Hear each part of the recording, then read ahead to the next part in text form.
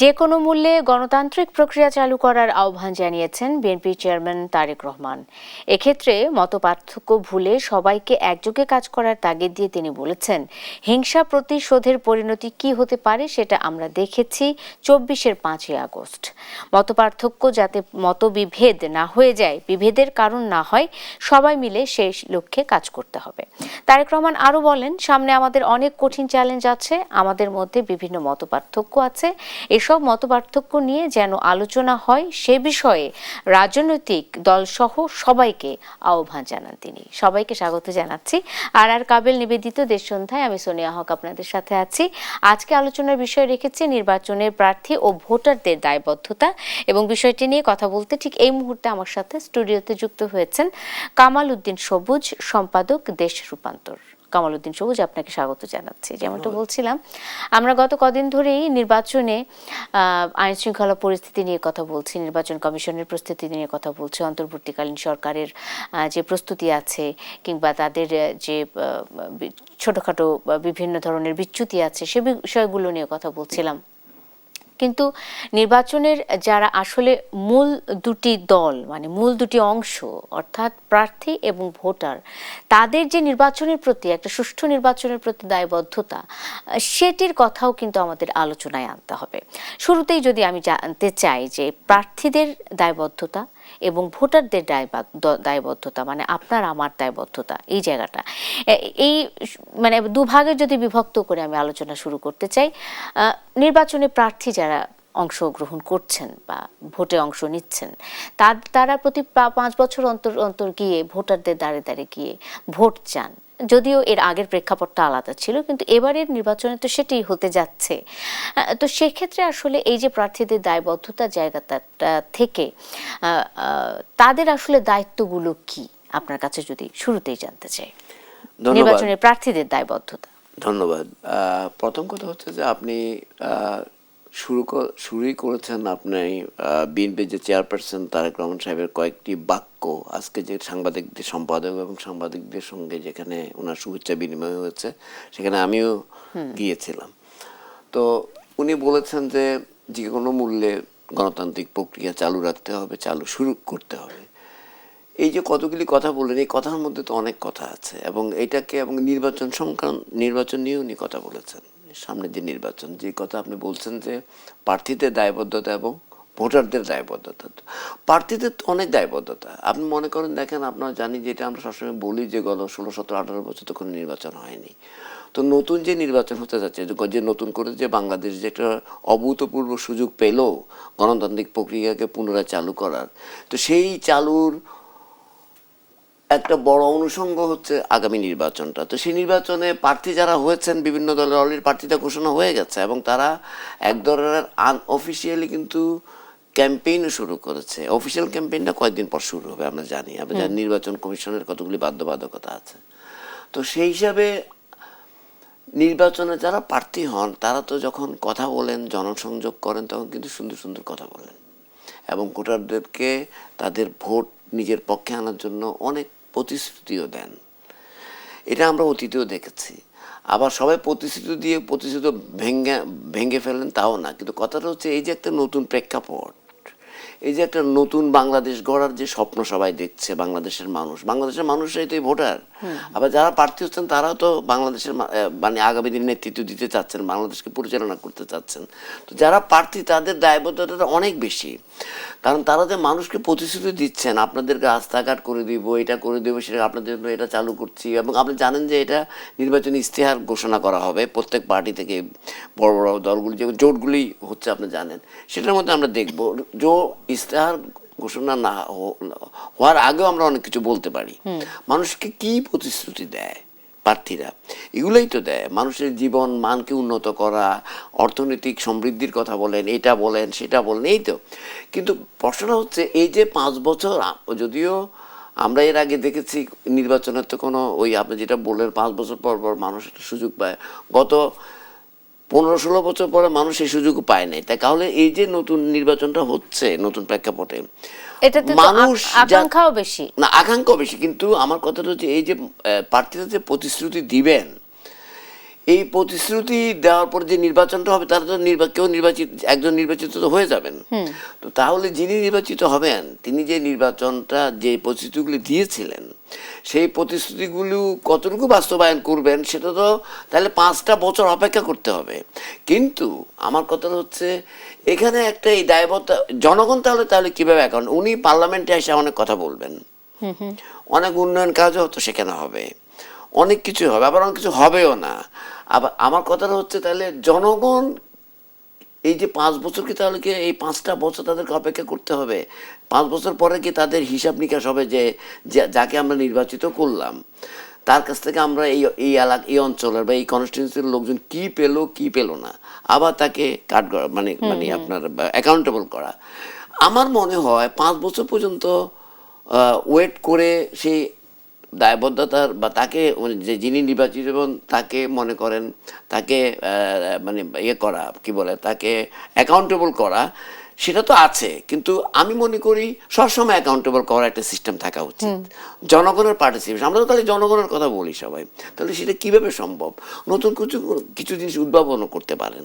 যেমন মনে করেন যে আপনি যারা নির্বাচিত হবেন তারা রেগুলার ইন্টারভ্যালে সেখানে আপনার তারা কি করছেন একটা মনে করেন, এটা একটা কথার কথা বলছি, তারা না তাদের মতো করে করতে পারেন, এক বছরের ক্যালেন্ডারগুলো করে ফেলতে পারেন যে আমরা যে প্রতিশ্রুতি দিলাম 3 বছরে মানে 5 বছরের, যে প্রথম বছর আমি কি কি প্রতিশ্রুতি দিলাম সেগুলোর জন্য একটা আমার মনে হয় বিভিন্ন ধরনের বিভিন্ন শ্রেণী পেশা বিভিন্ন মানুষের রিপ্রেজেন্টেটিভ ক্যারেক্টার নিয়ে তারা বিভিন্ন তার যে পুরো কনস্টিটিউন্সি আছে তাদের মানুষের প্রশ্নের মুখোমুখি হওয়া উচিত। মানুষ প্রশ্ন করবে, উনি উত্তর দিবেন। এই কালচারটা তো আসলে কামাল উদ্দিন সবুজ, আমি যদি বলি যে এই কালচারটা তো বাংলাদেশের রাজনীতিতে আদৌ আছে কিনা, আর এই যে প্রতিশ্রুতিগুলো প্রার্থীরা দেন সেটিকে আসলে পূরণের জন্যই দেন নাকি শুধুমাত্র নির্বাচনের সময় শুধু ওই ভোটটুকুর জন্য দেন? আমি ওই কথাটাই আসছিলাম। আমি তো আপনি বলেন আমি বলছি যে আমি যেটা বলছি সেটাই করতে হবে এমন নয়, আরো অনেক কিছু ইভলভ করতে পারেন ওনারা। আমার কথা হচ্ছে যে 5টা বছর ওয়েট করলে তো একটা মানুষের জীবনে 5টা বছর অনেক সময়। আমি প্রতিশ্রুতি দিলাম কিন্তু কাজ করলাম না, অনেক মানে জনগণের আশা আকাঙ্ক্ষার বিপরীতে কাজ করলাম, 5 বছর পরে সে আমাকে ধরতে পারবে কিনা সে নিয়েও সন্দেহ আছে। কিন্তু কথাটা হচ্ছে উনি যাতে প্রতিদিন আপনার জবাবদিহিতার আওতায় পড়েন, প্রতিদিনই যাতে জনগণ তাকে, প্রতিদিন বলতে আমি হয়তো লিটারেলি ভেবে বলছি না, মানে জনগণ যদি মনে করেন তার আশা আকাঙ্ক্ষার বিপরীতে কাজ হচ্ছে, তাদেরকে যেটা প্রতিশ্রুতি দেওয়া হচ্ছে সেটা হয় না বা আরো এটা হওয়া উচিত, এমন তো নয় যে আপনি ইলেকশনের সময় যে প্রতিশ্রুতিগুলি দিলেন 2 বছর পরে বা 1 বছর পরে নতুন একটা বিষয় তো নতুন একটা আপনার দাবিও তো চলে আসতে পারে, নতুন অনেক জিনিস চলে আসতে পারে যে এই জিনিসটা করা উচিত, এই জিনিসটা করা উচিত না। এই যে বিষয়গুলো আমি একটু আউটলাইন করার চেষ্টা করছি। এভাবে না করলে বাংলাদেশের তো সেই কালচারটা নাই আসলে। যেহেতু সেই কালচারটা নাই তাদেরকে সবসময় প্রেসারে রাখতে হবে, যে দলেরই হোক। তারা তো আপনি হয়তো বলবেন যে কেউ তো বলেন যে তারা তো পার্লামেন্টে অ্যাকাউন্টেবল না, পার্লামেন্টে অ্যাকাউন্টেবল বুঝলাম, সেখানে তো স্পিকারের সামনে বক্তব্য দিবেন, মানুষ কিভাবে তাকে মানুষ কিভাবে নিচ্ছে তার এলাকার মানুষ যারা ভোট দিয়ে জনপ্রতিনিধি নির্বাচন করছে। কিন্তু আমি একটা কথা যুক্ত করতে চাই কামাল উদ্দিন সবুজ, সেটি হলো যে যখন একজন প্রার্থী নির্বাচনে নির্বাচিত হয়ে যান কিংবা যখন তিনি এমপি মিনিস্টার হয়ে যান তখন তার চারিদিকে একটা ক্ষমতার বলয় তৈরি হয় এবং সেই বলয়ের আশপাশে যেতে সাধারণ মানুষ কতটুকু স্বাচ্ছন্দ্য বোধ করে কিংবা সে পর্যন্ত আদৌ তাদের দাবি দাওয়াগুলো নিয়ে পৌঁছতে পারে কিনা, এই যে ক্ষমতা নির্বাচনের প্রার্থী এবং তার ভোটারদের মধ্যে যে দূরত্বটা তৈরি করে সেটি কখনো প্রার্থীরা কমানোর চেষ্টা করেন, আদৌ করেন বাংলাদেশের নির্বাচিত প্রার্থীরা? অতীতের ইতিহাসে দেখা গেছে বেশিরভাগ ক্ষেত্রে করেন না। আবার যারা ভালো মানে আপনার সংসদ সদস্য হন, যারা সত্যিকার হতে একটু প্রো পিপল থাকে, আপনি সবাইকে আপনার যদি আপনার অ্যাভারেজ যদি বলি সেটা ঠিক হবে না। অনেকে আছে যে তারা মানুষের জন্য কিছু করতে চান, হয়তো অনেক কিছু করতে পারেন না, অনেক কিছু পারেন না, সেটা হইতে পারে মানুষের লিমিটেশন থাকে। কিন্তু এই যে একটা বলয় যে তৈরি হয় এটার সংখ্যা বেশি, তখন হয় কি সাধারণ মানুষ তো ভিড়তেই পারে না, তার একটা অভিযোগ বলেন, তার একটা কষ্টের কথা বলেন, কারো একটা দুঃখের কথা বলেন, সেটা পর্যন্ত সে এমপি সাহেবের কাছে ভিড়তে পারে না, মন্ত্রী হলে তো পারেনি না। তাহলে এটার কি উপায়টা কি? তাহলে সেই কথাই বলছি, এটা এবং তাকে কেন্দ্র করে তার পিএস থাকে এবং তাকে কেন্দ্র করে একটা সার্কেল তৈরি হয়ে যায়।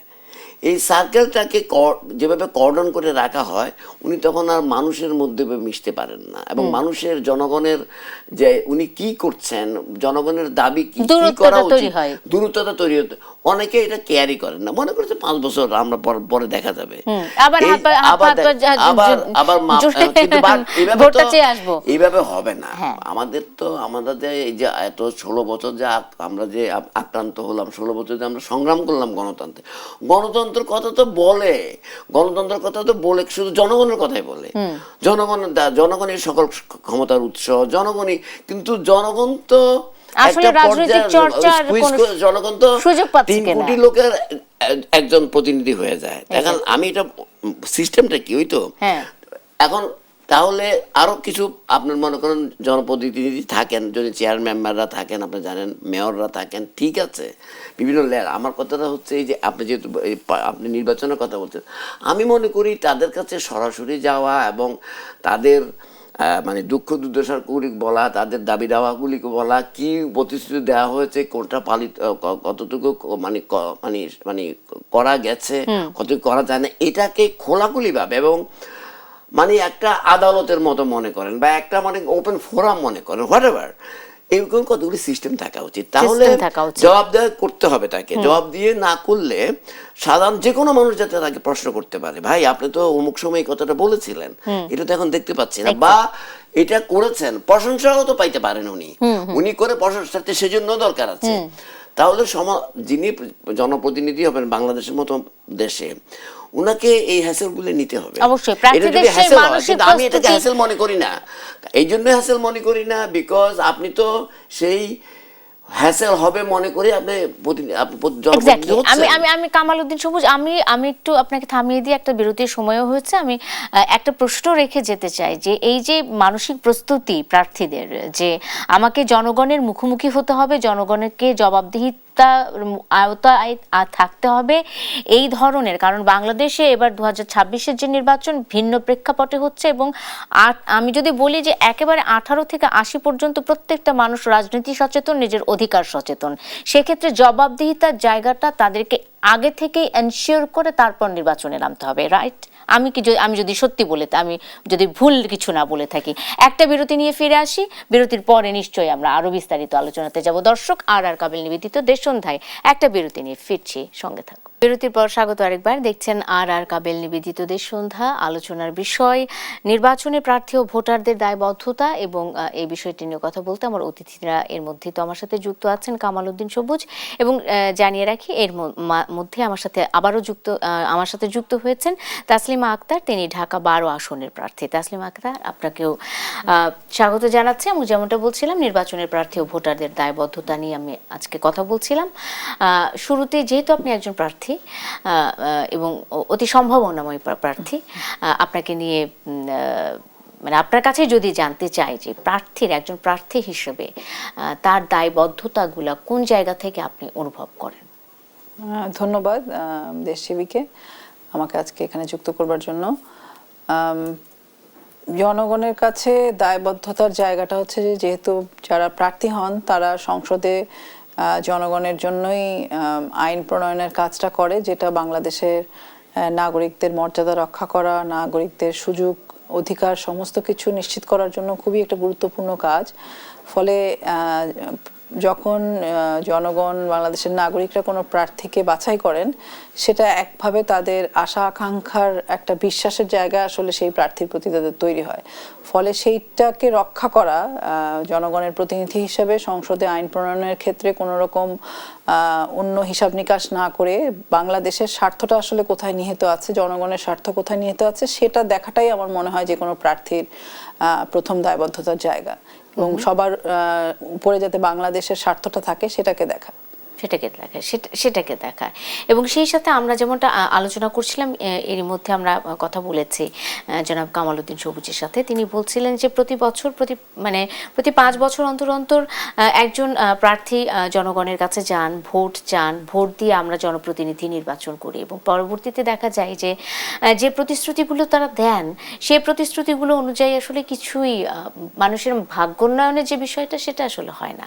এর ফলে এক ধরনের আস্থাহীনতা বা রাজনীতির ওপর আস্থাহীনতা তৈরি হয় জনগণের, কিংবা সেই প্রার্থীর ওপর আস্থাহীনতা তৈরি হয়। তো সেক্ষেত্রে একটা কৌশল বা নতুন কোনো এই প্রেক্ষাপটে, যেহেতু একটা নতুন বাংলাদেশের কথা বলছি আমরা, নতুন বাংলাদেশে নতুন প্রেক্ষাপটে একটা নির্বাচন হচ্ছে এবং 2026-এর নির্বাচনটি অত্যন্ত গুরুত্বপূর্ণ। সেক্ষেত্রে প্রার্থীরা যাতে ভোটারদের কাছে জবাবদিহিতার বিষয়টি নিশ্চিত করতে পারেন, এক্ষেত্রে আপনার কোনো পরামর্শ আছে কিনা, এবং নিয়মিত জবাবদিহিতা? এটা খুবই একটা গুরুত্বপূর্ণ প্রশ্ন আমি মনে করি, কারণ আমরা আসলে দেখেছি যে যারা প্রতিনিধি হিসেবে নির্বাচিত হয়েছে, সংসদে গেছেন, তারা আসলে জনগণের প্রতিনিধি হয়ে উঠতে পারেন নাই। তারা ব্যক্তিগতভাবে নিজেদের সুযোগ সুবিধা বৃদ্ধি করা, যে দলীয় জায়গায় আছেন সেই দলীয় ক্ষমতাকে সম্প্রসারণ করা এবং সংসদ আসনটাকে একভাবে ব্যক্তিগত সুযোগ সুবিধা বৃদ্ধি, লুটপাটের, দুর্নীতির একটা মহাসমারোহ তৈরির ক্ষেত্রে ওই সংসদের আসনটা একটা গুরুত্বপূর্ণ ভূমিকা রেখেছে। কিন্তু গণ অভ্যুত্থান পরবর্তী সময় আমার মনে হয় আমরা যেটা শিখেছি যে আসলে সেই পূর্বের ব্যবস্থাটা একইভাবে বহাল থাকতে বা বহাল দেখতে মানুষ আর আগ্রহী না, এবং মানুষ সেই সুযোগটাও বোধহয় আর নতুন প্রতিনিধিদেরকে দেবেন না। তো সেই জায়গা থেকে আমরা যেমন ভাবছিলাম যে আসলে যেমন আমার ঢাকা 12-র ক্ষেত্রে আমাদের ইশতেহারটা কেমন হবে, সেটা যখন আমরা ভাবছিলাম একজন জনপ্রতিনিধি হিসাবে পুরো বাংলাদেশের নাগরিকের জন্য আইন প্রণয়ন করার বিষয়টা যেমন গুরুত্বপূর্ণ, তেমনি একটা নির্দিষ্ট যে আসনে উনি কাজ করছেন সেই আসনের মানুষেরও কিছু আশা প্রত্যাশা থাকে। আপনি যেটা বলছিলেন যে মানুষ ভরসা করে, নেতৃত্বরা দেখা যায় যে অনেক মুখরোচক দাবি দেওয়া, আশ্বাস দিতে থাকে, এবং এরকমটাই মনে হয় যে রাজনৈতিক দলের কাজ হচ্ছে প্রতিশ্রুতি দেওয়া কিন্তু সেটা রক্ষা করা না, এরকম একটা ভাবনা কিন্তু সাধারণ মানুষের মধ্যে চলে গেছে। কিন্তু যে কোনো মূল্যে এই যারা প্রতিনিধি নির্বাচিত হবেন তারা যাতে জবাবদিহিমূলক একটা জায়গায় যেতে পারেন, এবং অবশ্যই ওই যে আসনে আছে সেই আসনকেও এমনভাবে সাজানো যাতে করে সেটা আসলে একটা দৃষ্টান্ত হয় অন্যান্য আসনের ক্ষেত্রে এবং বাংলাদেশ তৈরি করার ক্ষেত্রেও। আমাদের কাছে যেটা মনে হয়েছে যে যেমন আমাদের স্থানীয় যে সরকার থাকে, ধরেন কমিশনার, মেয়র বা আরো অন্যান্য জায়গায় চেয়ারম্যান থাকে বা সিটি কর্পোরেশন থাকে, এই জায়গাগুলোকে আমরা দেখি যে বিশেষভাবে আসলে যেভাবে স্বাধীনভাবে তাদের কাজ করা এবং একটা সমন্বয় থাকা জনপ্রতিনিধির সাথে, সেটার অনেক রকম আমরা দেখি অপব্যবহার হয় এবং সেটার জবাবদিহিতা নাই। তো সেই জবাবদিহিতাটা যাতে হয়, প্রত্যেকটা আসনে যদি কোনো একটা কাউন্সিলের মতো থাকে, যে কাউন্সিল যদি আমরা সেটাকে নগর কাউন্সিল বলি বা একটা এলাকা ভিত্তিক কাউন্সিল থাকে, যে কাউন্সিলের সদস্যরা সিটি কর্পোরেশন বলেন, মেয়র বলেন, এমপি বলেন, এই পুরোটার সাথে তাদের দাবি দাওয়াগুলো নিয়ে নিয়মিত আলোচনা করার একটা সুযোগ পান এবং সেখানে একটা জবাবদিহিতার জায়গা থাকে। এমপির মাধ্যমেই বা সংসদ প্রতিনিধির মাধ্যমেই এই প্রক্রিয়াটা হতে পারে। এটা আমার মনে হয় এটা একটা প্রক্রিয়া, কিন্তু নিশ্চয়ই আরো অনেক গুরুত্বপূর্ণ প্রক্রিয়া আছে। সবচেয়ে বড় বিষয় হচ্ছে সদিচ্ছা, রাজনৈতিক ইচ্ছাটা খুব গুরুত্বপূর্ণ, যে প্রতিনিধি আসলে কোন রাজনীতির প্রতিনিধিত্ব করছেন। এটা কি ব্যক্তির স্বার্থের সিদ্ধি করার রাজনীতিকে উনি ধারণ করছেন, নাকি জনগণের স্বার্থে? আসলে সেটাই বলছিলাম আসলে একজন প্রার্থী নির্বাচিত হওয়ার পর ক্ষমতার বলয়ে এমন ভাবেই তিনি বেষ্টিত হয়ে যান যে সেখানে আসলে ভোটারদের সেই বলয় ভেদ করে তার পর্যন্ত পৌঁছানোর ক্ষমতাও থাকে না, তাদের সেই সাহসটুকু থাকে না। কামাল উদ্দিন সবুজ, আপনি তো আপনার আলোচনা চালিয়ে যাচ্ছিলেন, আপনি যদি যুক্ত করতেন আপনার সেই আলোচনার সাথে। না, আমি যেটা বলছি যে আপনি যে জবাবদিহিতার কথা বলছেন না, মানে এখন তো একটা ভিন্ন প্রেক্ষাপট, আমি বারবারই বলছি। এখন মনে করেন বাংলাদেশের মানুষ গত 5ই আগস্টে একটা, এটার মধ্যে অনেক শিক্ষণীয় বিষয় আছে, যে আপনি যখন ফেসিস্ট হয়ে যাবেন, আপনি যখন স্বৈরাচারী হয়ে যাবেন, যে কোনো ফর্মে হোক, শেখ হাসিনার আমলটা এমন ছিল যে ফেসিস্ট একদম মানে to the true sense of the term হয়ে গেছে। মানুষের আর কোনো আউটলেট ছিল না, মানুষ তখন মানে জীবন দিয়ে আপনার ওই সরকারকে আপনার ক্ষমতাচ্যুত করেছে। তো তো কাজেই বিভিন্ন ফর্মে বিভিন্ন পর্যায়ে কিন্তু ফ্যাসিজম আসতে পারে, স্বৈরাচার আসতে পারে, আপনার জনগণের বিপক্ষে দাঁড়ানোর ব্যাপার আসতে পারে, প্রার্থীরা যারা নির্বাচিত হবেন তাদের মধ্যে থেকে আসতে পারে, যেটা সেই যে দলেরই হোক। সেটা যাতে না আসতে পারে, এই প্রার্থীদেরও কিন্তু এই 5ই আগস্ট থেকে শেখার ব্যাপার আছে যে মানুষ কিন্তু এখন অনেক রাজনৈতিক সচেতন। মানুষ এখন সারাক্ষণ মোবাইলে সোশ্যাল মিডিয়া থেকে শুরু করে এভরিথিং তারা দেখে, সারা পৃথিবী থেকে তারা দেখে কেমন। এবং আমাদের দেশে এখন গ্রামে গঞ্জে সব জায়গায় আপনি এটার ব্যাপ্তি পাবেন। তো কাজেই এখন তাদেরকেও ভাবতে হবে, আগে সেই সিস্টেমে কিন্তু চলবে না। মানুষ কিন্তু যে কোনো সময় যে কোনো জায়গায় কিন্তু প্রতিবাদের ভাষা তারা জানে, প্রতিবাদের জন্য তারা যে কোনো কিছু করতে পারে। সেই ধরনের অনাকাঙ্ক্ষিত কিছু যাতে আপনার তৈরি না হয়, সৃষ্টি না হয়, সেই জন্য প্রার্থীদেরকে অনেক বেশি সচেতন হতে হবে। আমি যেটা বললাম বারবার, যে তারা যদি নিয়মিত একটা রেগুলার ইন্টারভেলে যদি একটা জবাবদিহিতার আওতায় আসে, তাহলে এই জিনিসগুলি হবে না। আপনি যদি কনভিন্স করতে পারেন যে আমি এই করেছি, এতটুকু করতে পেরেছি, এতটুকু করতে পারি না, এই কারণে পারি নাই, এটা করবো, আপনাদের সাথে নিয়ে মানুষকে ইনভলভ করতে হবে। যত বেশি ইনভলভ করবেন আপনি মানুষকে, তত বেশি এবং কনভিন্স করতে পারবেন। এবং অ্যাট দ্য সেম টাইম আপনি যেটা বলেছেন সেটা মিন করতে হবে। এটা কিন্তু কথার ফুলঝুরি দিয়ে আপনি ভোট নেবেন না মানুষ, কারণ এগুলা কড়াই ঘন্টা হিসাব রাখবে। আমি বারবার 5ই আগস্টের কথা বলছি, নতুন যেই ধারণা তৈরি হয়েছে, মানুষ কিন্তু যে কোনো সময় যে কোনো ফর্মে কিন্তু প্রতিবাদ শুরু করতে পারে। 5 বছর পর্যন্ত অপেক্ষা করবে বলে আমার মনেও হয় না। এবং এটা কিন্তু শুধু ঢাকা শহরে হবে এটা মনে করার কোনো কারণ নাই, এটা প্রত্যন্ত গ্রাম অঞ্চলেও হতে পারে। এটা মানুষ শিখে গেছে। তো কাজে যারা প্রার্থী তাদের যে দায়বদ্ধতা, তাদেরকে সতর্ক হওয়ার ব্যাপারও রয়ে গেছে। আর যদি জনগণের যারা ভোটারদের দায়বদ্ধতার কথা যদি বলেন, তাদের তো এরপরে বিরতির পরে আসি। বিরতির পরে এসে আমি আসলে ভোটারদের দায়বদ্ধতা, আমাদের জায়গা থেকে আসলে আমাদের দায়বদ্ধতাটা কি নির্বাচনের প্রতি, সেই বিষয়গুলো নিয়ে জানবো। দর্শক, একটা বিরতি নিচ্ছে আর কাবিল নিবেদিত দেশ সন্ধ্যায়, সঙ্গে থাকুন। বিরতির পর স্বাগত আরেকবার। দেখছেন আর কাবিল নিবেদিত দেশ সন্ধ্যা, সোনিয়া হক আপনাদের সাথে আছি। নির্বাচনে প্রার্থী ও ভোটারদের দায়বদ্ধতা নিয়ে আমরা কথা বলছিলাম। এরই মাঝে প্রার্থীদের দায়বদ্ধতা কি সে বিষয় নিয়ে কথা হয়েছে এবং আমাদের সাথে একজন প্রার্থীও তো আছেন যুক্ত, তাসলিমা আক্তার, ঢাকা 12 আসনের প্রার্থী। তিনি তার জায়গা থেকে তার দায়বদ্ধতা বিশ্লেষণ করেছেন।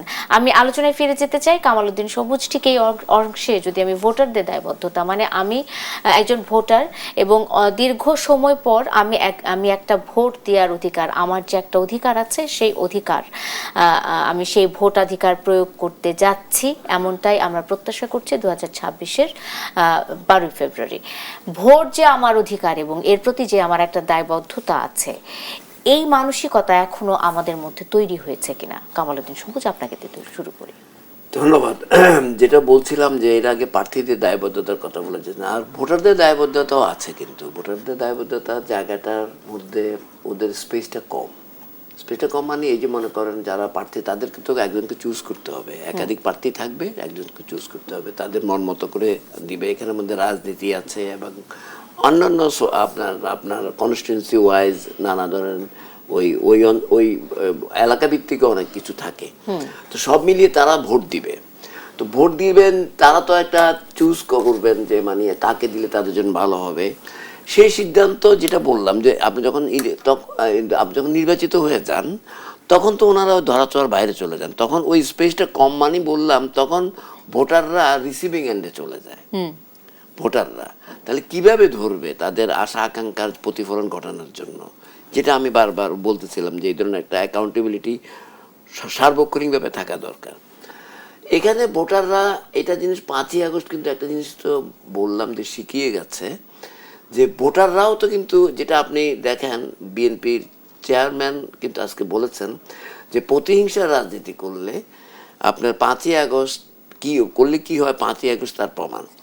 প্রতিহিংসার সঙ্গে আমি যদি কিছু অ্যাডও করতে চাই, আপনি যদি মানে ইরেগুলারিটির রাজনীতি করেন, আপনি যদি করাপশনের রাজনীতি করেন, আপনি যদি মানুষের আশা আকাঙ্ক্ষার বিরুদ্ধে অবস্থান নিয়ে রাজনীতি করেন, তাহলে কিন্তু সেটাও কিন্তু 5ই আগস্ট উদাহরণ হতে পারে। সেটাও তাহলে আমরা যে অনেক সময় আমরা রাজনীতিবিদরা প্রায় বলে থাকেন বা যে এই দাবি যদি আমাদের মানে মেনে না নেওয়া হয়, এটা যদি করা না হয় যে কোনো মানে, তাহলে আমরা গণপ্রতিরোধ গড়ে তুলব। জনগণরাই তো গণপ্রতিরোধ গড়ে তোলে। তাহলে ফেসিস যে যারা চলে গেল কি পরিমাণ গণপ্রতিরোধের সৃষ্টি হয়েছিল আমরা জানি। তাহলে আবার নতুন করে যদি কেউ যদি রাজনীতি না দুর্নীতি করেন, কেউ যদি আপনার মানুষের আশা আকাঙ্ক্ষার বিপরীতে যায় অবস্থান নেন, তাহলে আমার মনে হয় গণপ্রতিরোধটা আপনার ওই যার অবস্থান থেকে আমার মনে মানুষ করবে, আমার কেন জানি মনে হচ্ছে কোনো না কোনো ফর্মে। কাজেই এই জায়গাটার মধ্যে জনগণের স্পেস আবার রয়েও গেছে।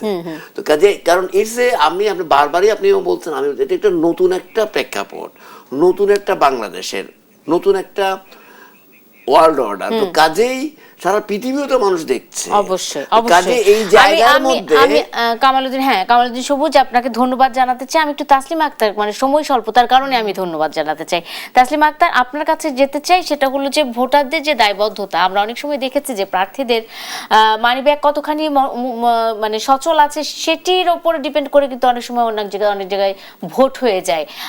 একজন প্রার্থী হিসেবে আপনি এই জিনিসটি ফেস করেছেন কিনা আমি একটু জানতে চাই আসলে ব্যক্তিগত। অবশ্যই ফেস করেছি, না করার আসলে কোনো কারণ নাই।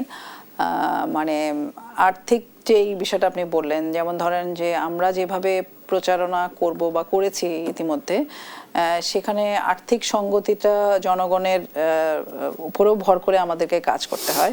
অনেক সময় আমি আমার এলাকায় কাজ করতে গিয়ে আমি আমার যারা কাজ করেছেন তাদেরকে কাউকে দুঃখিত হতে দেখেছি যে যথেষ্ট মানে যেভাবে প্রচার, ছবি লাগানো, পোস্টার লাগানো বা বিলবোর্ড লাগানো অন্য প্রতিদ্বন্দ্বীরা যেভাবে করছেন, যাদের একটা বিশাল রাজনৈতিক পরিচয় আছে, তারা যেমনভাবে করছে আমি সেটা করছি না বলে আমাদের সাথে যারা কাজ করছেন তারা একটু দুঃখ প্রকাশ করলেন। এবং আমি তখন বললাম আসলে এইভাবে টাকার কম্পিটিশন দিয়ে তো আমরা কোথাও মানে জিততে পারবো না, এবং টাকার বিপুল ব্যবহার করে আমি ভোটারও কিনতে পারবো না, বরং বুদ্ধি দিয়ে আমাদেরকে কাজ করতে হবে, সেটা একটা গুরুত্বপূর্ণ ব্যাপার। কিন্তু আপনি যে কথাটা আগে বলছিলেন যে আসলে ভোটারের দায়িত্বটা কি, তো ভোটারের দায়িত্ব তো অবশ্যই একজন নাগরিক হিসাবে ভোটারের দায়িত্ব হচ্ছে বাংলাদেশকে কারা পরিচালনা করবে, যারা বাংলাদেশের জনগণের স্বরটাকে প্রতিনিধিত্ব করতে পারবে, সেই রকম যোগ্য, দক্ষ লোক এবং সৎ লোক যে বাংলাদেশের স্বার্থের বাইরে যাবে না, সেই লোককে বাছাই করা এবং তাকে সার্বক্ষণিকভাবে জবাবদিহিতার মধ্যে রাখা, এটা কিন্তু ভোটারের কাজ।